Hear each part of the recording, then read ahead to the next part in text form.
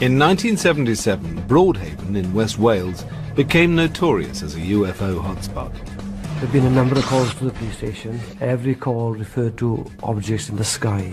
Dozens of witnesses claimed to have seen mysterious lights and objects around the village. It was an orange object, which seemed to be split into several... one or two segments. Yeah. The number of sightings left locals shocked. What on earth was that? Experts baffled. We could offer no explanation. And even sparked a Ministry of Defence investigation. The Ministry don't tend to do investigations of UFO sightings. It's extremely unusual. The phenomenon would become known as the Broadhaven Triangle.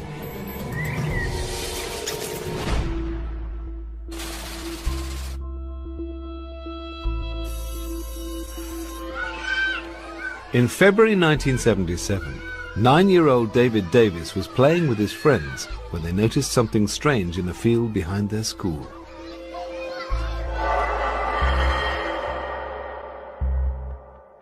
A silver cigar-shaped object, about the size of a bus, popped up from behind some trees as if it was trying to take off. I don't know whether it was stuck, but it seemed to pause for about 2 or 3 seconds and then disappear back behind the trees again. It was only a matter of seconds that I actually saw the object, but it imprinted itself on my memory forever. The children ran back inside and alerted their teachers. Ralph Llewellyn, who was the headmaster at Broadhaven School at the time, he got us all together, and in exam situations he got us to draw what we'd seen and describe it as well. At the time of the sighting, Hugh Turnbull was chief reporter for local paper The Western Telegraph. I had a call to say that the children at Broadhaven School had seen something remarkable. They didn't actually say they'd seen aliens, they didn't say they'd seen this thing hovering overhead. They'd seen something inexplicable. Hugh drove down to the school to interview the group of children who were aged between 9 and 11 years old. He wasn't anticipating what they were about to tell him. I spoke to the head teacher, Ralph Llewellyn, and he showed me some of the drawings that the children had done. And it was evident that there was some similarity between the drawings. Some were a bit far out. Some showed alien figures, some didn't. But in general, they were showing the same sort of object, the same shape of object. And having those pictures made it obviously a very much more exciting story. Initially skeptical about the story, Hugh decided to retrace the children's steps. He asked one of them, David Davis, to take him back to the place where the object had been seen.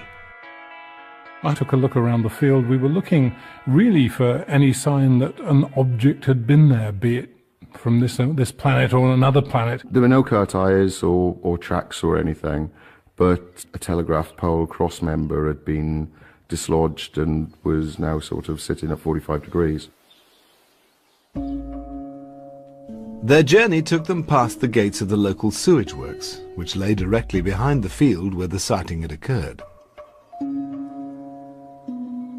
Liz Philpott, an administrator at the school at the time, had her own theory as to what the children might have seen. Later in the afternoon, we walked down the lane to the sewerage depot, and there are big wrought iron gates there, so we rattled on those until someone came out, and it was the man in charge. And I asked him in confidence to tell me whether or not his men had driven a tanker down into the field. And he said, absolutely not. No way could we get down there. I think these children, whatever they saw, it was something unusual, and a sewage tanker I don't think would have fitted into that category. Also, it would have been a very difficult place to get a sewage tanker into because it was steep. I think the weather had been wet, so there would have been signs of tyre tracks. Many of us came from farming backgrounds, so we knew it wasn't anything agricultural. Persuaded by the children's testimony, Hugh decided to run the story. I think I recognised immediately that this was a much bigger story than we'd had previously about UFOs. I don't think I realised how the story would take off and it would become a major international news event in the way that it did.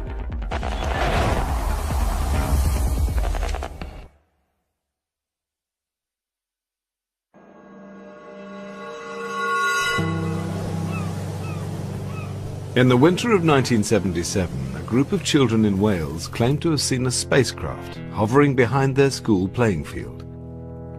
When the story hit the newsstands, Broadhaven, a small seaside village with only 600 residents, suddenly found itself the focus of intense public interest.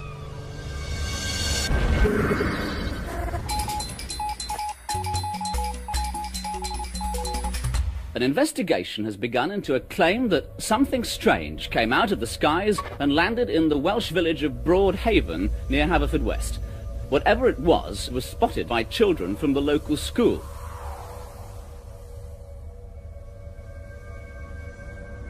We just couldn't carry on normal lessons. The phone was going off every couple of minutes. We were even getting researchers and interviewers from as far afield as Australia, New Zealand, America, all wanting to talk to the people who'd seen the flying saucer. The incident at Broadhaven Primary School appeared to be a baffling one-off event.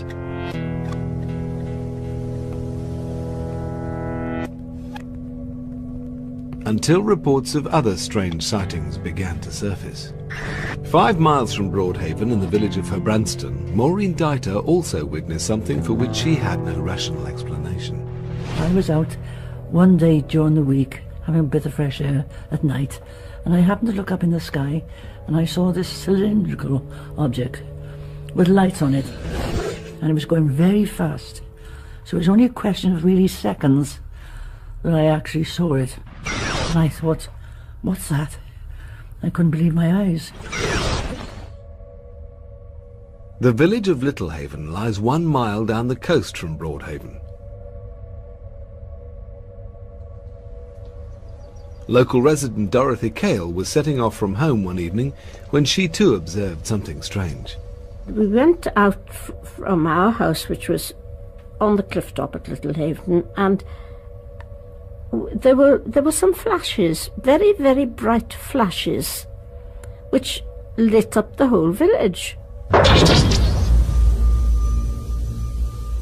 All of a sudden, there was a very strong light. The driver put her foot hard on the brake quickly. There was the brightest light I've ever seen in my life, and it appeared to be inside a glass dome. Well, it took our breath away, really. We all of us looked at it. Nobody said a word. This was a strange thing. None of us said a word, and then all of a sudden, we didn't see it lift up or go anywhere. It was just gone. It flashed, and it was gone. And our driver said, "What on earth was that?" The light resembled nothing Dorothy had ever seen before. But astronomer Ian Ridpath has been investigating UFO sightings for over 20 years. He believes there's usually a very straightforward explanation for such strange lights in the sky.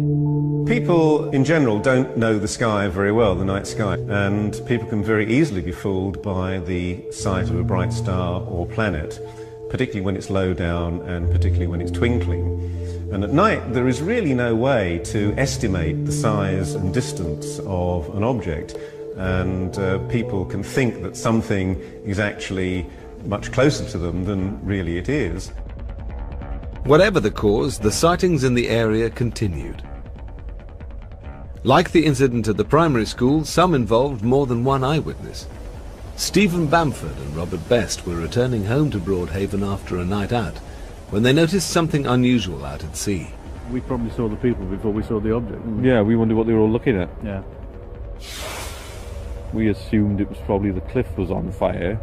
It did look like a fire, but it was obviously out to sea, and it moved from right to left. It was an orange object. which seemed to be split into Well, I thought it several... was one or two segments. Yeah. And then we thought we'd be brave and drive out there, or drive in the general direction to see if we could sort of find whatever it was. And then as it moved across, or they moved across, they just shrunk and disappeared. Diminished on itself. Yeah. The men could think of no obvious explanation for what they'd seen. So I thought it might have been a harvest moon or something at first. I thought, you don't get a harvest moon at 1:30 in the morning. If it had been a ship or something like that, it couldn't have been in front of the cliffs at one moment and behind the cliffs at the next. So it was a very strange anomaly, and that's why everybody was stood out here watching it. Psychologist Chris French has made a study of the reliability of such eyewitness testimony. Now, in situations where we've actually got evidence from multiple witnesses, and that evidence seems to be telling pretty much the same story, everybody is saying the same thing, then we're quite likely to give that kind of evidence much more weight than single uncorroborated testimony. But one thing we should bear in mind is that when people see something unusual, such as a possible UFO sighting, then they will actually discuss what they've seen with each other. And we've got lots of good experimental evidence to show that one person's account of what they've seen can actually influence another. But with the sightings continuing to flood in, many were convinced that something strange was happening in Broadhaven. By now the police were being drawn into the mystery. There have been a number of calls to the police station. Every call referred to objects in the sky, and always some distance away, travelling in a particular direction, and then just disappearing into thin air. People were ringing in and writing letters all the time. The ones that I was more convinced about were the ones who said, well, I'd rather you didn't use my name, but I saw this. It was really the start of what they call the Broadhaven Triangle.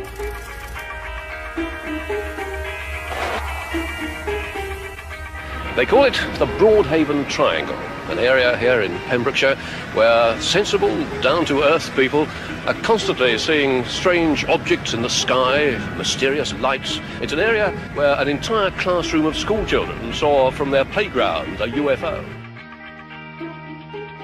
The triangle encompassed the southeast of St Bride's Bay, through Broadhaven, down to Milford Haven, and towards Haverfordwest inland.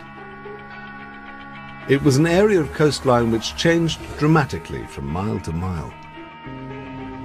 Could the area's local geography have been a factor in the sightings? There's a number of oil refineries and other industries around Milford Haven. Flares at night and odd-shaped plant, but people around here would have been very familiar with that. Those had been there for many years before anybody started seeing UFOs. The number of sightings reported in the area meant that what had begun as an intriguing local story was turning into a much bigger phenomenon. It was what UFO researchers like Dr. David Clark call a flap. The word flap became associated with periods of intense UFO activity concentrated in certain areas from the mid-50s onwards. So it's a word that becomes part of ufology from that point onwards. Now, the first real flap that seems to have occurred in the UK was the one at Warminster in the 1960s. For 10 years, the town of Warminster in Wiltshire was famous for being a UFO hotspot. Unlike the Broadhaven sightings, the flap in Warminster began on Christmas Day 1964 with a mysterious sound.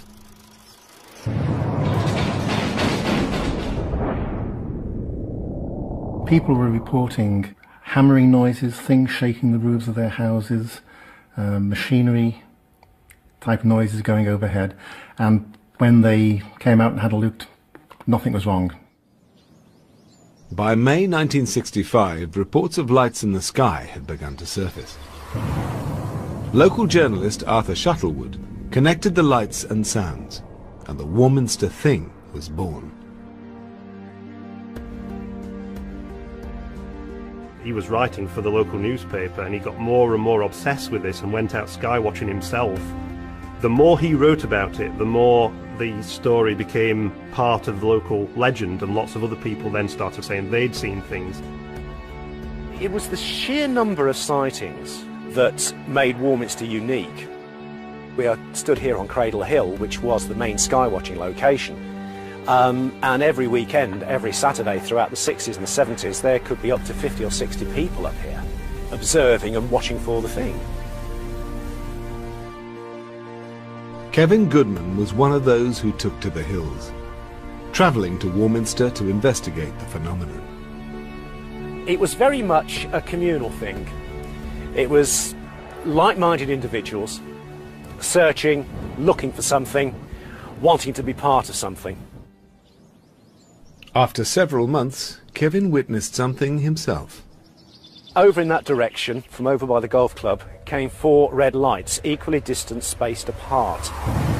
They carried on travelling through, around and over to Battlesbury Hill, which is over here. They stayed in the line for approximately about 2 or 3 minutes, and the lead object then shot upwards at a tremendous rate of speed, performed a flawless 90-degree turn without stopping, and shot out of sight. And about 30 seconds later, the following 3 lights then just shot straight up into the sky. To this day, I can't really rationally explain what I saw. The skywatchers were identifying hundreds of UFOs in the hills. But how reliable were their reports? One of the important things about Warminster is that it is surrounded by various military bases and camps. There's an artillery school there. There are various tank training areas around there and around Salisbury Plain. The area was one used to military activity. Covering 150 square miles, Salisbury Plain was the largest military training area in the UK. And that wasn't all. 18 miles from Warminster, an experimental establishment conducted trials of prototype military aircraft. The ufologists would say that the reason that you get so many sightings near military bases is because the extraterrestrials are very interested in what's going on at those bases, whereas it seems far more plausible to argue that what's happening is that it's the activity at the bases themselves. Like Warminster, Broadhaven was also surrounded by military bases. Close to the village was RAF Brawdy, a base for search and rescue helicopters and a training station for military pilots. Could it have been that it was simply RAF activity that was responsible for the Broadhaven sightings?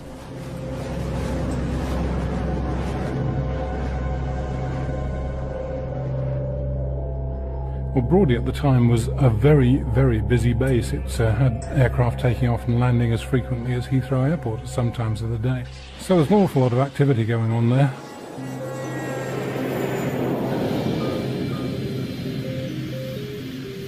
As RAF Brawdy's community relations officer at the time, squadron leader Tony Cowan found himself fielding calls from anxious locals who'd seen things around Broadhaven they couldn't explain. We had a look at the flying programme, which was easily accessed, and see if we could relate the time of the incident or the reporting to the time of activity that was taking place at our airfield or indeed in our area. Sometimes the answer was obvious. Apart from the training of the jet pilots, there would have been exercises involving our local search and rescue helicopter unit, the local lifeboat stations and the Coast Guard as well. I can remember at least on one occasion it was quite a big exercise involving all those people plus a Nimrod patrol aircraft to carry out a search, and it did take place at night, and the Nimrod was dropping flares to illuminate the area so that the lifeboat could spot the target. But Dorothy Cale, who'd witnessed strange lights near her home in Littlehaven, wasn't convinced this was the explanation. We could see Brawdy Airfield quite clearly, so we were very well used to seeing all sorts of lights and flares and things like that. It was nothing like anything we had seen out to sea or across the airfield. And RAF flight records didn't always prove conclusive. On some occasions we were able to explain by relating the time and the date to known air activity. On other occasions, we could offer no explanation. I think to the people that saw something, they will always remain a mystery. RAF engineer Gordon Bowden was stationed at Brawdy in the late 1970s. Years of experience had taught him that military activity could often be misidentified. Helicopter beams, searchlight patterns can appear very strange depending on the compass direction that the helicopter is operating from and the search pattern that the helicopter is conducting. And to the untrained eye, you'll get a visual which will look like a ball of light, and then if it moves a different pattern, you'll get the beam. But not all the UFO sightings around Broadhaven were witnessed by untrained civilians. Gordon also witnessed them himself. On 2 occasions at Broadhaven, I did see strange lights out at sea. These lights that I saw accelerated with such phenomenal speed. I cannot explain what they were, but my military training would have said we had no aircraft at that time that could have travelled that fast and changed direction so quickly, because it would have killed the pilots. If flight activity at the RAF base couldn't explain all the Broadhaven sightings, then what could? Brawdy was not the only military establishment in West Wales. Less than 500 metres away lay a secret facility. It was run by the United States. US military bases have been connected to some of the most celebrated and well-documented UFO incidents in Britain. Yeah, it's a strange, small red light. Weird. It's coming this way. It is definitely coming this way. Could these American bases provide any clues to what was being witnessed on British soil?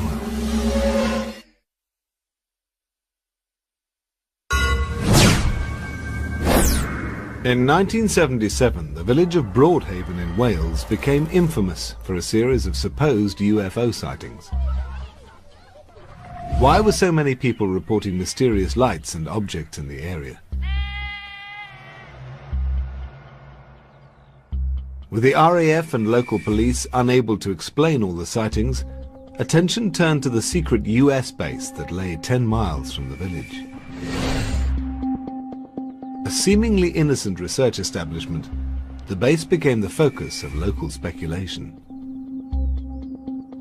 It was a top-secret establishment, and those people that that worked within the facility were very strict with their security codes. They were very hush-hush about what was going on there, and if you rang them up, somebody would say, US Navy Brawdy, this is not a secure line. Why were they worried about secure lines if it was just an oceanographic research establishment? It wasn't the first time on British soil that there had been strange phenomena sighted around a US military base. On 2 occasions, US air bases in Suffolk had been at the centre of supposed UFO activity. The first sighting took place in August 1956, when radar personnel at US Air Force bases Bentwaters and Lakenheath observed something strange on their screens.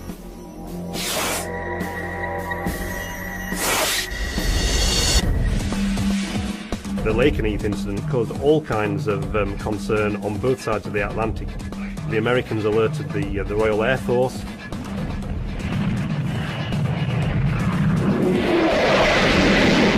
The radar station RAF Neatishead began tracking these same mysterious objects, and it led to a very, very bizarre evening in which waves of RAF fighters were scrambled to go and look at this thing over Lakenheath. 2 aircraft gave chase, but failed to intercept or identify the object. Running low on fuel, they returned to base and the object disappeared from radar screens.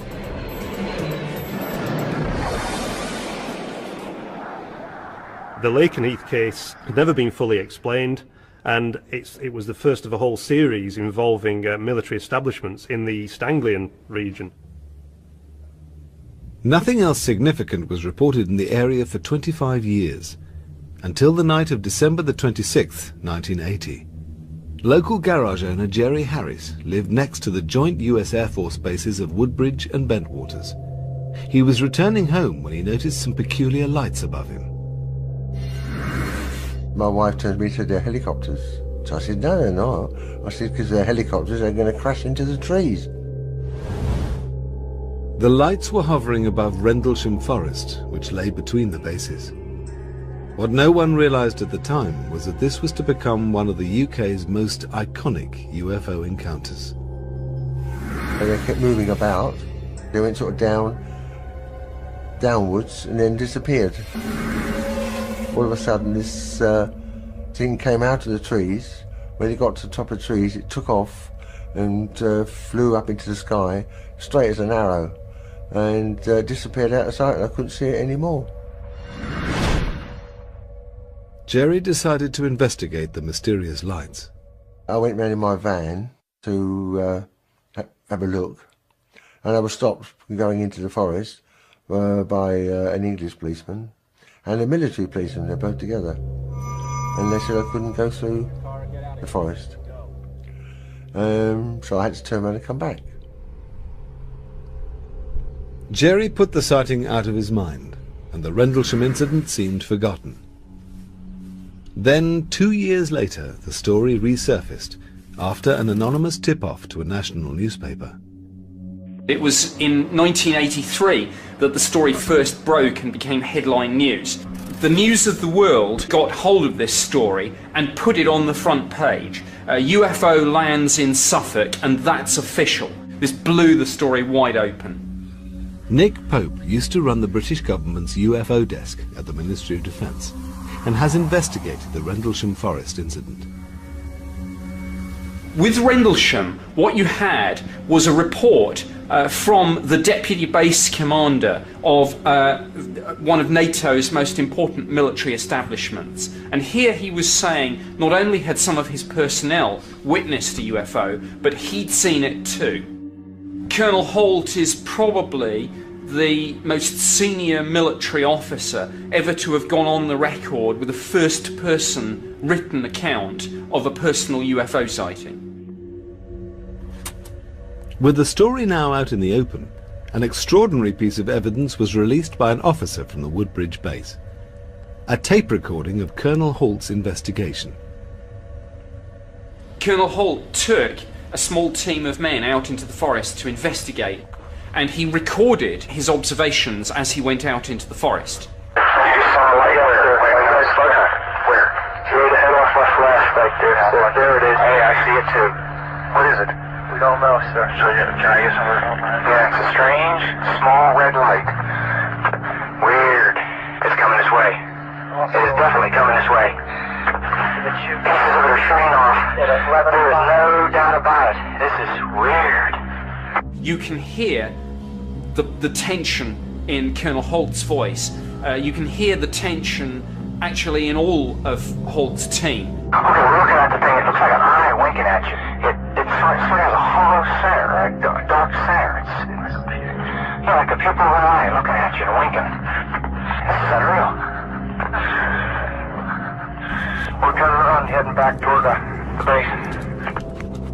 These are not people who mistake aircraft lights for something more exotic. When these people say, and go on the record as saying, we experienced something above and beyond anything we've ever seen before, you can take that to the bank.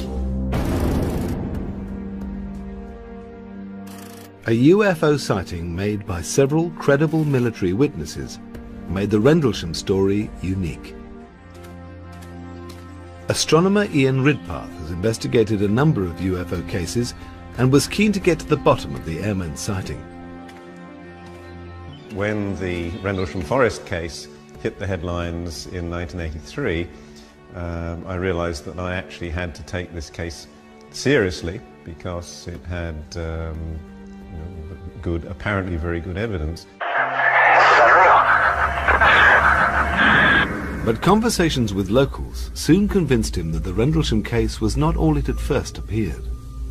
From the position in the forest where they saw their flashing UFO, you can actually see straight to the Orford Nest lighthouse, which appears to hover between the trees, not very far off the ground.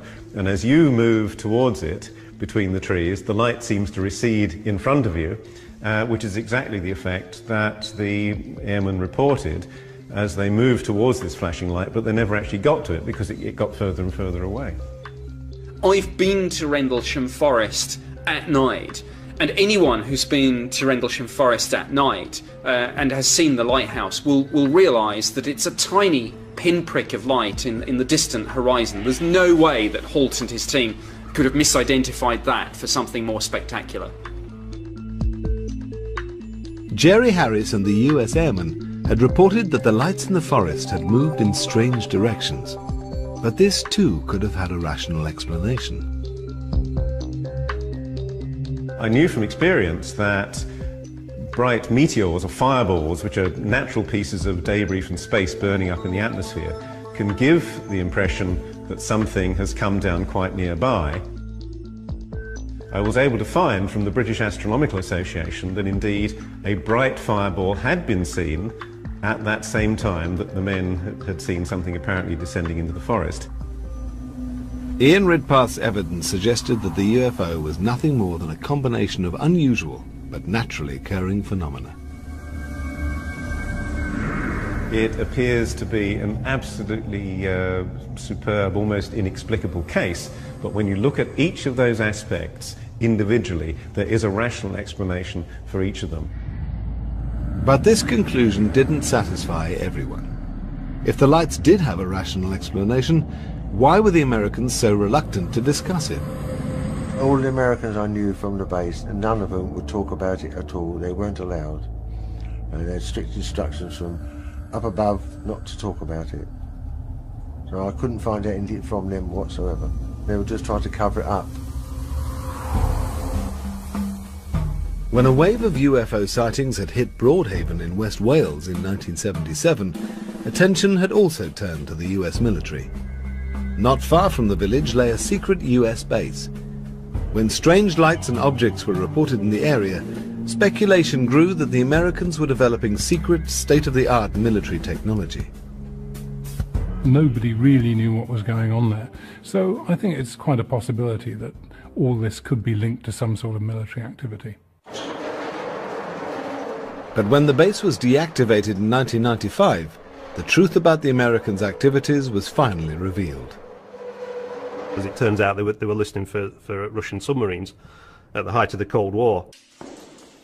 Far from developing prototype weaponry, the mysterious building had housed nothing more than banks of computers and monitoring equipment.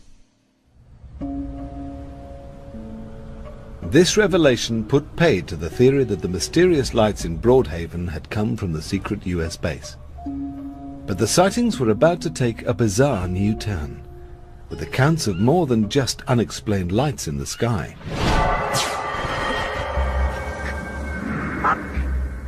2 months after the first sightings, dozens of eyewitnesses reported seeing strange silver figures around the village. Police officer Ernest Jones personally investigated one of the sightings. A call came into the control room there, and I happened to be in the station. A report of a sighting of a silvery figure quite close to a dwelling. The call had come from the Coombs family, who lived on Ripperston Farm, a few miles from Broadhaven.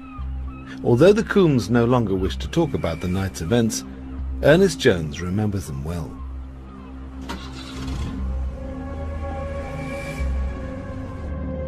So here I was going to a farm on a dark night, in the middle of the night, not knowing exactly what to expect, but expecting to get close to something that nobody knew nothing about. So a few things were going through my mind. We arrived in the yard, went to the front door, doors open, we went in. There's a family there, established her husband and wife, spoke with the wife. She was very, very frightened. Got over her eyes, she saw a silvery figure moving about very close to the window. Her husband, he turned round and saw this figure very close by the window outside, where he'd been sitting. He was really frightened as well. And we're not talking here of a softy man working 9 till 5 in an office. We're talking of a man and quite used to going out of the house all times of day and night, checking on cattle. No way would he come out of the house with us. No way.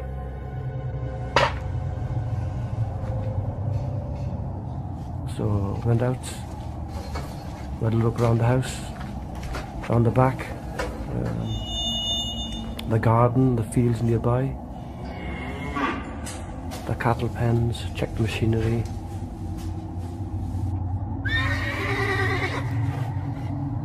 With the silver figure nowhere to be seen, PC Jones returned to the house and made arrangements to evacuate the family. From the condition they were in that night, especially Mrs. Coombs, she didn't feel safe, and she didn't feel the house was safe for the family.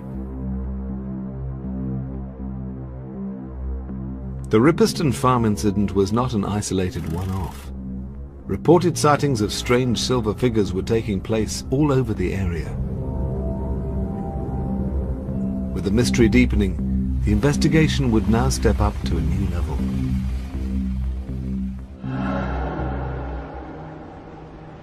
The MOD branch, which was responsible for UFOs, they had received quite a few letters from members of the public, and they'd seen all the lurid press coverage of the Welsh Triangle. And there's one particular memo from the head of the MOD UFO branch to the RAF police. There's a lot of concern in West Wales. Something's obviously been seen. Some of these witnesses are quite level-headed, reliable people. Could you make some discreet inquiries into what's been seen there? The very fact that the military were interested was very, very unusual, because the ministry don't tend to do field investigations of UFO sightings. It's extremely unusual. The Broadhaven Triangle was now being taken seriously at the highest level, and an MOD investigation was underway. Its conclusions would be completely unexpected.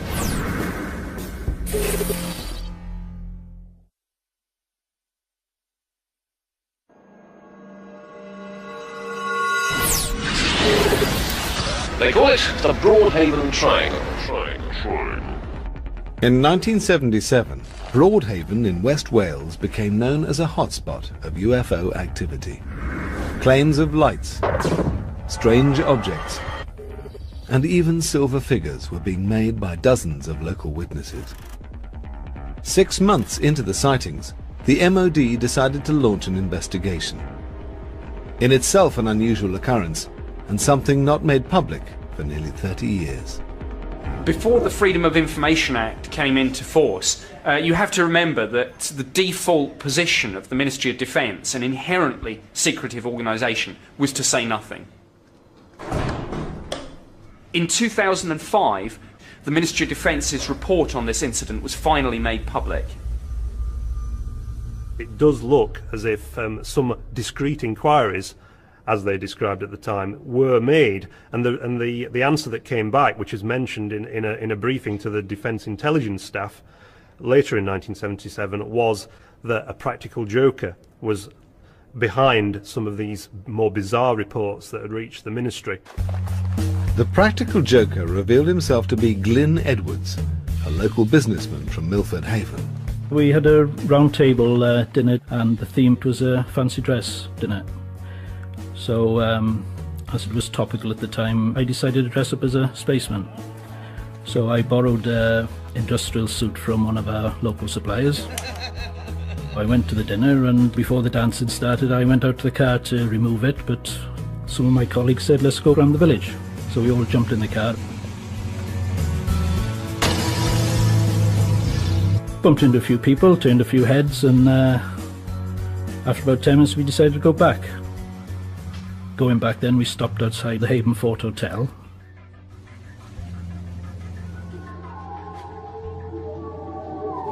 I started walking up the drive in this silver spacesuit, and they had the headlights of the car behind me, so I was silhouetted going up the drive of the hotel.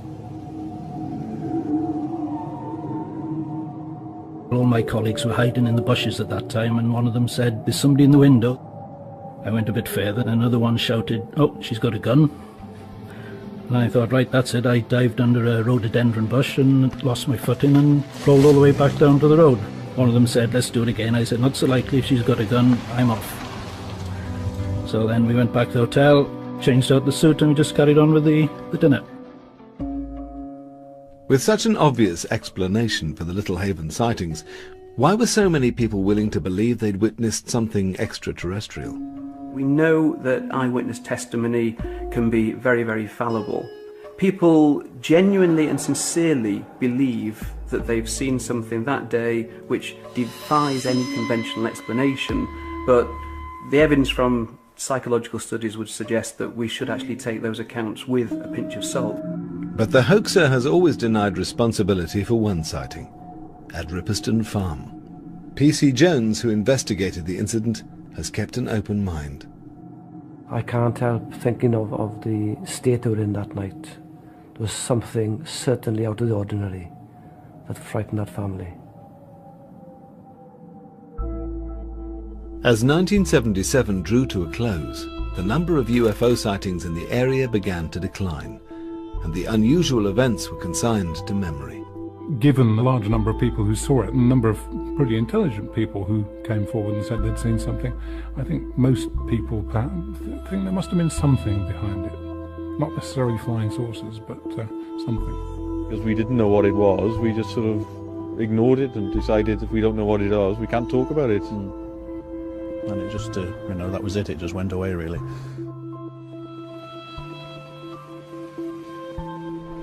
For many who witnessed the Broadhaven phenomenon, it remains something that they find difficult to explain. I'm a very rational person, and I say I don't believe in UFOs, but having seen something unusual myself, but it seems ridiculous to me, really, to think there's something from outer space that's come down and settled in Little Haven. There's no physical evidence, there's no photographic evidence, and that's a great shame, because I think most people have an open mind about the whole business, and I think if you look into a night sky, you must believe that there must be something else out there. What it is, I don't know. I'm absolutely sure of what I saw that day. I saw an object that was large, cigar-shaped, silver. After 30 years, I'm no nearer the understanding than I was on the day that I saw it. But I am 100% sure that what I saw that day is as we reported it.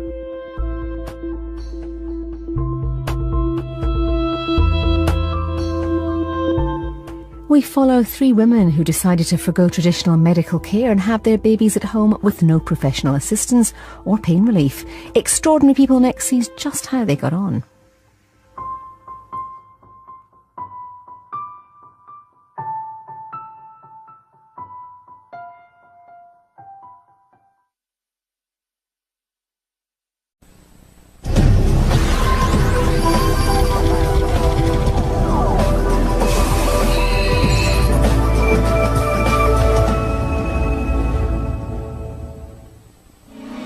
UFOs. If we do finally make contact with aliens, how will it happen? Will they arrive in fantastic spacecraft, like the UFOs glimpsed recently above Mexico City? Will we pick up a faint signal from their corner of the universe? Or will we arrive too late and find the ruins of an ancient alien civilization? Making contact with aliens and UFOs, next. Even from a distance of 93 million miles, the sun is the source of all our bounty. Without its warming rays, the Earth would be a lifeless hunk of rock, orbiting silently in the vacuum of space. The ancients were well aware of the sun's importance. When the skies suddenly darkened during a solar eclipse, they thought it might be the end of the world. Eclipses are a fine example of how the ancient person responded to an unexpected astronomical phenomenon. because eclipses were not predictable to the ancients. They didn't know what it was. They didn't know that it was the moon passing in front of the sun. They thought the sun was being devoured by some evil god. So throughout the world, people were frightened by this. Gradually, science replaced superstition. In 1540, the Polish astronomer Nicholas Copernicus published his revolutionary theory.